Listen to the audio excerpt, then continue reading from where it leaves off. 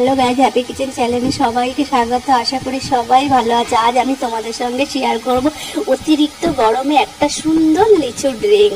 আমরা তো দোকান থেকে কিনে খাই, কিন্তু এটা বাড়িতে তৈরি করা অরিজিনাল একদম পিওর লিচু ড্রিঙ্কস।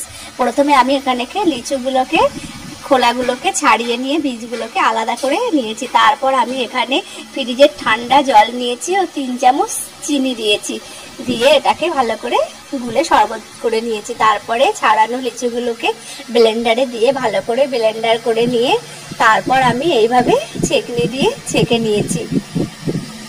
তারপর আমি এখানে একটা ছোট পাতিলেবুর রস নিংড়ে দিয়েছি। তারপর এইভাবে ছেঁকে অল্প একটু বিট নুন দিয়েছি, তোমরা দিতেও পারো নাও পারো।